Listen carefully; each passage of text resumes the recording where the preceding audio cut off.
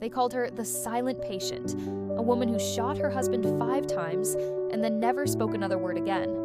But the truth behind her silence, it's darker, deeper, and more human than anyone could ever imagine. Alicia Berenson was a 33-year-old painter, brilliant, passionate, and fragile. She was married to Gabriel, a charming fashion photographer.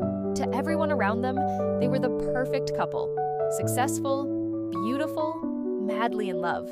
But inside their perfect home, cracks were forming. Alicia carried the weight of a broken childhood. Her mother died in a car accident she survived, and her father once told her he wished she had died instead. That guilt never left her. Painting was her escape, the only place where she could pour out her pain without speaking it. Gabriel adored her at first, but over time his affection grew shallow. He loved the image of a devoted wife more than the woman herself. Alicia sensed it. That invisible distance that grows between two people who stop truly seeing each other. Then, one summer night, it all ended. Gabriel came home late. The neighbors heard shouting, and then 5 gunshots.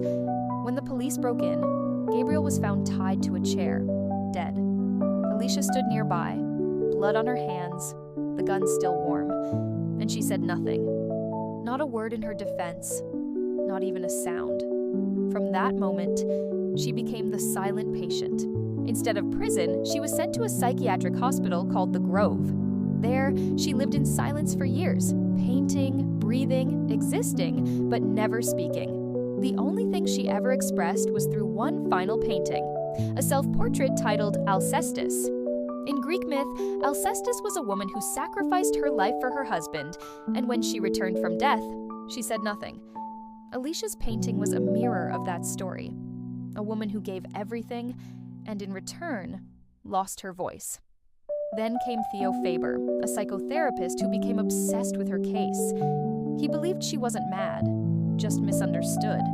He wanted to help her speak again. But Theo carried darkness of his own. He had grown up in an abusive home, scarred by his father's cruelty.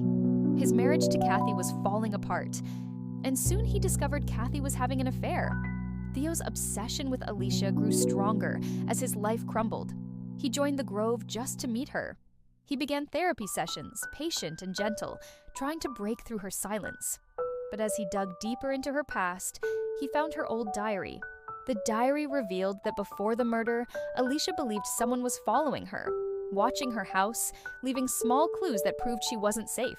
Gabriel dismissed her fears, saying she was paranoid, but Alicia knew what she saw. And here lies the truth, the twist that changes everything. The man who had been following her wasn't a stranger. It was Theo. The therapist who claimed to heal her was the one who broke her. Theo had discovered that his wife's lover was Gabriel Berenson, Alicia's husband. One night, consumed by rage, he broke into their house wearing a mask. He tied Gabriel to a chair while Alicia watched in horror. He wanted Gabriel to confess, to admit the affair and the lies. Then he turned to Gabriel and said, "You have a choice. I'll kill her, or I'll kill you. Choose." And Gabriel, the man Alicia loved more than life, looked her in the eyes and said, "Kill her."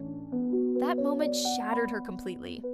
Theo walked away, leaving them both broken. In that silence, Alicia picked up the gun and shot Gabriel 5 times. Not out of madness, but out of pure heartbreak. She became silent, not because she couldn't speak, but because there was nothing left to say. Years later, in therapy, when Alicia finally recognized Theo's voice, his eyes, she remembered the night. She wrote everything in her diary and handed it to him. Realizing she knew the truth, Theo tried to silence her forever by injecting her with morphine, making it look like a suicide attempt. But Alicia survived. Her diary was found. The truth came out.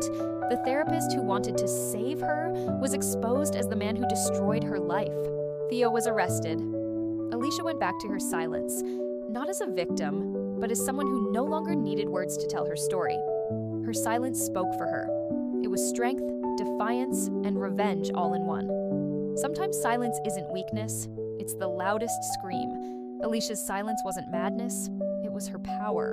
The world spoke for her, but in the end, her silence told the truth louder than anyone ever could. Thanks for watching, and if you enjoyed this story, don't forget to like and subscribe for more.